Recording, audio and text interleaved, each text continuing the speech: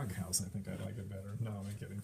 But yeah, this one is just so much better structurally, the way it's built, everything, the foundation is 100% better. So anyway, I've only got just a couple of pictures. Just give a couple of quick things here. I do have a little bit of dry rot. This is in that corner right over there underneath that little table. Just in the sub area where the outside rim joist is, which is this is the outside, this is your floor basically you're walking on. And you can see it just kind of got rotted a little bit in that corner. So at one point, and sometimes I'm laying you have to replace a little wood in that corner. We might have one already. Oh, okay, yeah. Already on there. Let's see, it would be the southwest corner. How is it laid out? There's the garage, so it'd be underneath in this corner right here. You got something there, yeah. I wonder what 1A is. Is it seen from Sudbury, dry rot damage was noted at the siding. Okay, I did see some of the siding, but that's not the rim joist. That's completely different. Yeah, damaged siding. Treated. Yeah, that was it. No, I don't see it. No. Yeah, that's actually the underneath section of the floor, not the siding. I saw a little bit of dry rot in the siding out there, but okay. That's where it came in, right? Not a big deal. Okay. Yeah, and it came through that. The other thing, if you really care about it, I'm supposed to mention, because it's a code in California, that in the garage, you're not supposed to have the Romex wires just out where you can touch them. As soon as you get to about 8 feet, no problem. You can have them up in the rafters and stuff like that. That's okay. It just probably really should have been ran in conduit. I mean, I know I can touch that all day long and not get shocked, but it's a code, so I'm supposed to mention it. And it's in the garage right next to us, right? Marvelous. Not a biggie. No. Okay, let me hop into the report here. After tearing the place apart, I just cannot believe how great and good shape. It was replaced and fixed almost everything. So let's see here. No retaining walls, no patios. The decks are in great shape. Don't see any white fungus starting to grow underneath them or anything. So the decks were good. The hand railings are all nice and tight. Somebody's gone through and tightened all of them up. They're snug as can be. Usually I get some loose ones, but anyway, don't really have any fences. Exterior walls, we know about a little bit on the dry rot on the siding. I'll leave that to them. Trim looked good. The chimneys are nothing more than just a straight metal flue pipe that comes out. This one and the one in the garage. This one I could get into. The one in the garage is all blocked with a lot of stuff out there, and they haven't had it on for years. But anyway, so I'm not sure what it's going to take if it needs to be cleaned. The one in the garage, it's just a little freestanding thing in the middle of the garage, so there's not much to it. Really no sprinklers. Hose faucets, 90% of them are working. There's just one that somebody's going to have to do a little bit of investigation. There is about halfway down the house, 2 feet out, there's a nice little round 4-inch type of a pipe, and down in the pipe about 6 inches deep, there's a handle you can turn on. That supplies water to these north hose bib. And unfortunately, you turn it on, you hear the water running, but there's no water at the bib. So there may be a break underground or something like that in one of the pipes. So I'm just going to just leave it run for probably 5-10 minutes until all of a sudden there it is. You'll see it gushing up or something someplace. So it'll show up, but someone's just going to take the time to find it and fix it if you want water at these faucets. Now the rest of the faucets on the other 3 sides are all working fantastic. And there's one up by the driveway out there that's got water to it also. Okay, foundation, nice, real nice. Now you don't have the type exterior stem wall where the concrete comes up and floor joists sit on that. Basically, you just have the concrete poured with a 4x4 post going up to the girders, and that's it. And that goes out, and they just did the outside walls to it. So yeah, you can actually look under the house from the outside of the home. There's quite a bit of opening all the way around it, so sure anything, skunks, raccoons, you name it, can go into the house. So up to you if you ever want to take the time to try to figure out a way to wire, screen it, something, to keep any critters out from down there. But every post perfectly straight, absolutely no leaning, no sinking. It's all downhill, so if any little bit of water gets underneath there, it immediately runs out. So it doesn't stay down there and puddle and pool, and you get some soft dirt that all of a sudden the piers start to sink or anything. Perfectly straight on every single one of them. And they do have diagonal braces on quite a few of them. When you get down to this end, it's about 4 or 5 feet off the ground. With that high a post, they did run, basically your X type of supports down there for the braces, So I was really happy to see that they took the time to do that. The roof, hard to say, but I'm guessing 5, 8 years old. It's in great shape. Absolutely perfect. No granules are starting to wash off or anything yet. Very, very good shape. Flashing sheet metal was all good. The only thing that does not have is they did run it, at least whoever put it on knew what they were doing. They did do an edge flashing over the fascia boards. Now there are no gutters on the home. So you are just going to have a sheet of water coming off all the time. but something I can always have added later if you wanted to. But anyway, it was in great shape. All the exposed flashing, sheet metal, everything. They did put 2 brand new skylights over that window right there to let the sun through that window, which is great. Otherwise, it'd be a little bit dark in this room. And both of them are professional skylights. Okay. They're not your in-name type of skylight. They did a really good job. And they flashed them correctly all the way around them with the felt paper and everything on the roof. Not bad water pressure, 52 pounds. It's kind of nice to see. The main shutoff is under this deck on the south side, underneath that couch right there, really. Down underneath, coming up along the siding, it's not a turnstile, it's just a handle, from like 6 o'clock to 3 o'clock. That's it, that turns it on. But anyway, it's underneath that deck side, outside, not under the house. Already talked about the underground leak out there at that one hose bib. Let's see here. Waste lines. I went ahead. Now, you do have the older cast iron waste lines under the house, not the black plastic ABS pipes. However, all the water lines were changed out to copper. You don't have the old galvanized anymore, which is great. You turn it on to get that red rust running out of the faucets. I don't see hardly any rust at all on the cast iron. Seems to be in great shape. I suppose you could always have a plumber with those cameras. They run a camera down through 40, 50 feet long, see if anything breaks or anything, but I don't know if it's worth it. Man, talk about fast drainage. It's quick. Nothing backs up into bathtubs, nothing. Yeah. Right. So I don't know that would be really great money well spent. It's about $100 to have a guy camera the sewer line. But anyway, at this point, luckily, my worry always is the water lines, and they've all been replaced. Now, as far as the LPG tank out in the backyard out there, which is great, they did move it further out. It used to be originally by the house, and then they moved it out there.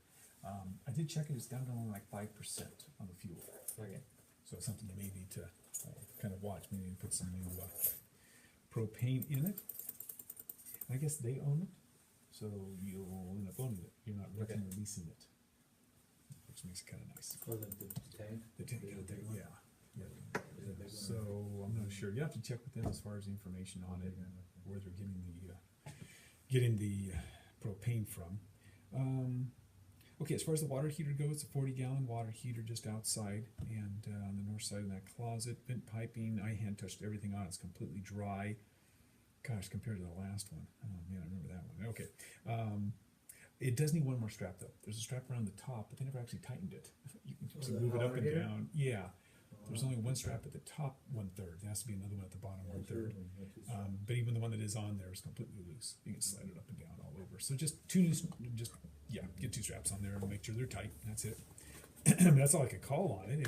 Great. The TPR valve piping for the blow off and everything, all great. No leaking. And let's see here. Furnace is basically your wall furnace. It's like a 35,000 BTU furnace, and that's pretty common for this size of a home. And it is on the wall, so you don't have to use the bottom of the fireplace. But the other thing I found, CO2 detector. CO2's right now is just on that shelf right over there, that bottom shelf. That's the only one I could find in the house. So at least it's in here. I'll go ahead and check on my book that was there. But anyway, yeah, you just have a thermostat that runs just the heater. Air conditioning. We have that portable unit you might have seen, which is legal. Yeah, as long as they got heat in the house, we're okay. Let's see here. Another thing I found really quick was I turned the fan on here. It's down. I think the reverse would be better, the other direction. But it actually, as soon as I turned it on, within like 10 seconds, all of a sudden it was warm in here. So a lot of the heat's going up to the ceiling. So you may want to turn that thing on the opposite direction to blow it off the ceiling, get it down where you're at. Because I was like, oh, it's okay. And I turned that thing on and immediately warmed the kitchen up. So a lot of heat's rising up to the top. But at least they got the fan there, thank goodness. Absolutely no issues on the color of the flame. Everything's working great on that. The thermostat's working good. Let's see here. That. Okay, electrical is a 100 amp panel there on that south wall out on the deck. I took it all apart. All copper wire, no aluminum. You don't have any big boy stuff like a big air conditioner anyway or a big oven or something for 220. So it's all copper. Every single neutral, ground, everything in the panel is wired correctly. I don't have anything jerry-rigged or that kind of stuff. Let's see here. Inside the house, they did a good job. If it's a 3-prong outlet, it's really grounded. Otherwise, it's a two-prong. Of course, this house was built before ground wires came out. Mhm. And so there is quite a few of them in the living room or the bedrooms that still are two-prong. So, I mean, you could change them out to three if someone, I don't know, you need to have a three-prong. But if one of these rooms is gonna be like for a computer or a desk or anything like that, you might wanna consider having an electrician or somebody in the family knows electrical, whatever, run a ground wire down underneath the house and bond it onto the copper water line, and that'll ground it. Okay. Everybody buys those surge protector strips to plug their computers and printers and scanners and Yeah, whatever that would into. work if it's not If it's not grounded, sorry, if you get a surge from that power line coming down, you will fry the hard drive. Mm-hmm. Yeah, no good. So just that one outlet could be grounded and put your stuff all plugged into it for the computer.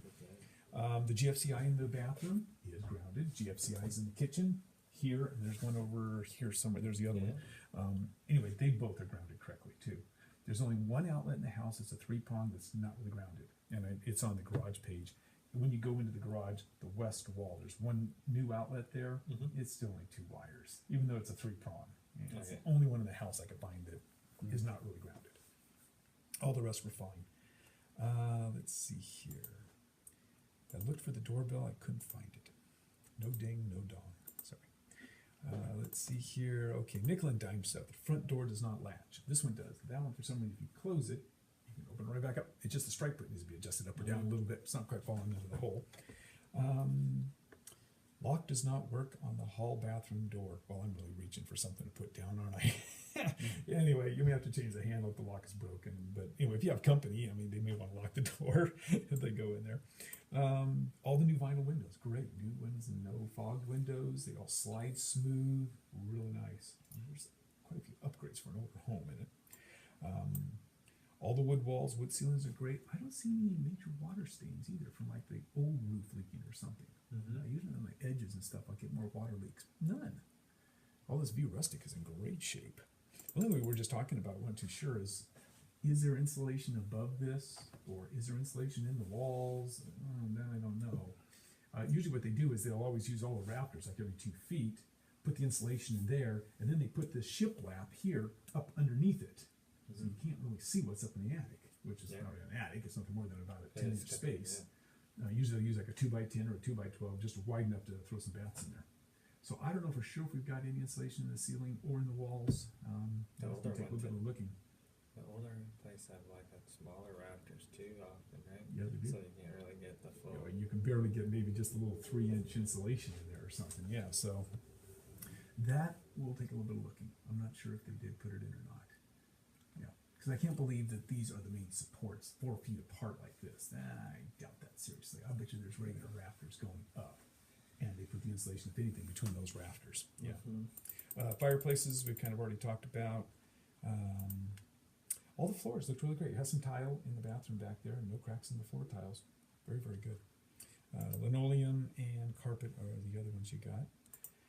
And let's see here. Smoke detector to the hall's okay. Carbon monoxide is installed. And let's see here. Ceiling fans were great. Let's see the laundry area, which is not much of a laundry area really, but it's just a small little hole. Let's see. They've got a section down at this end with a 220, I believe, for the dryer out in the garage. Okay. No, there's no door to go out from the house into the garage. You have to go outside and go through that way. So anyway, unless you need to go the back way here.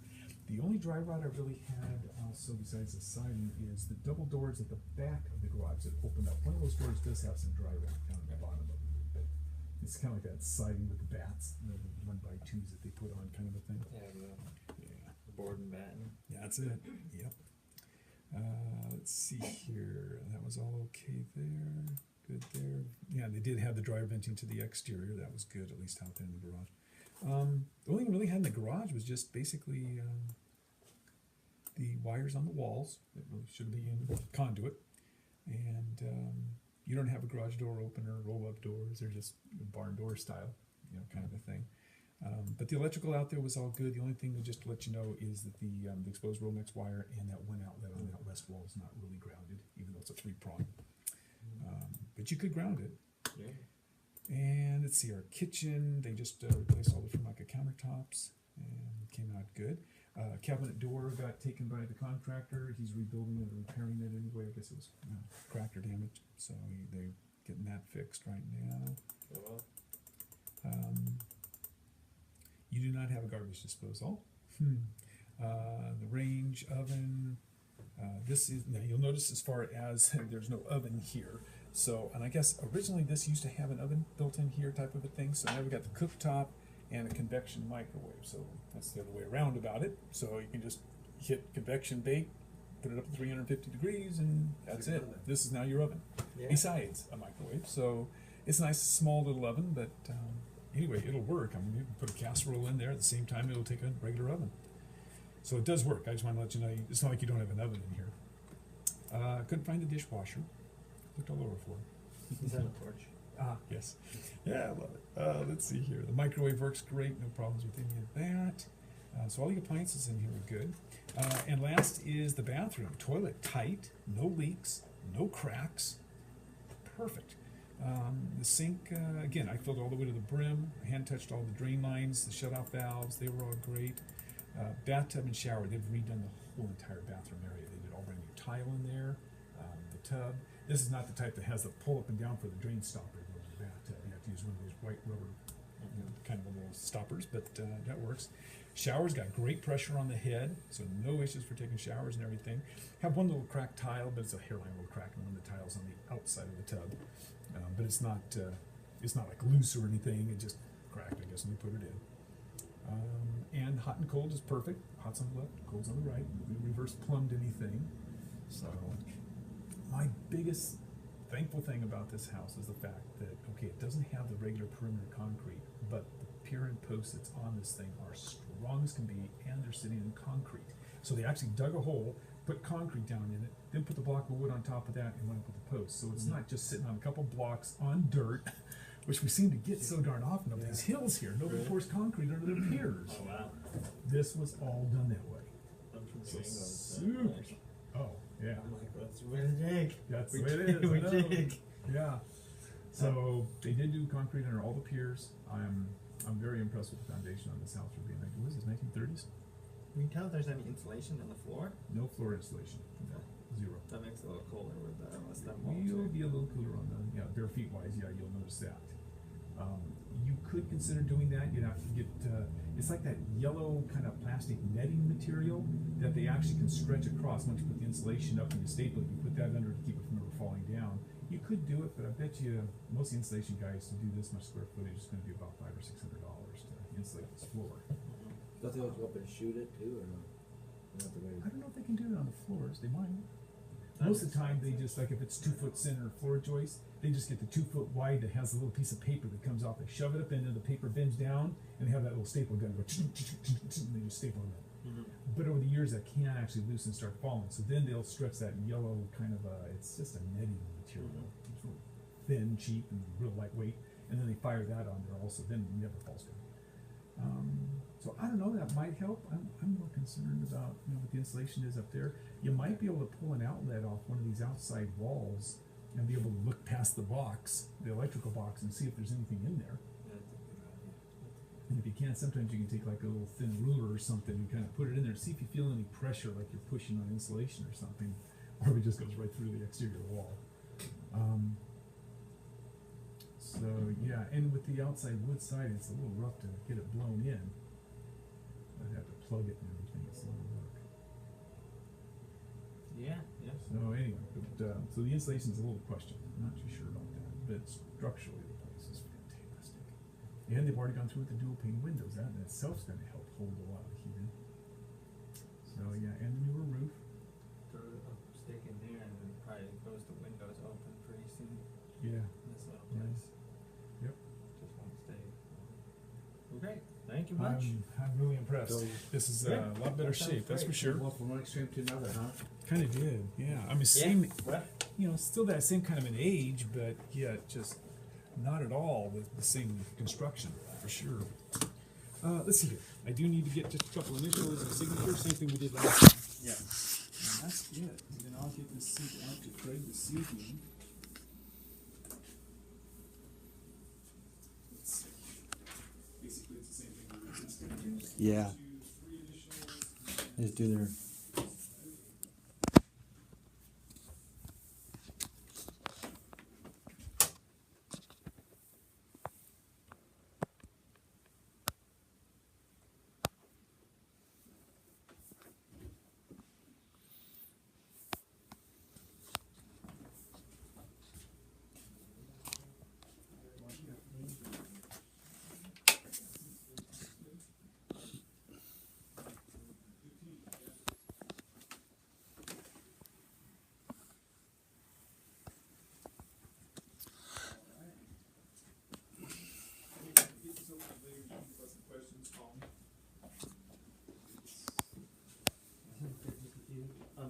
things. A few minor things with pest, yeah. Is our electric coming in from that building? No, that building has zero electricity. Okay. It's an overhead feed from the power line up in Okay. the front. Yeah, it's just the overhead drop in the corner, comes down at an angle up here where you actually enter into the driveway. Yep.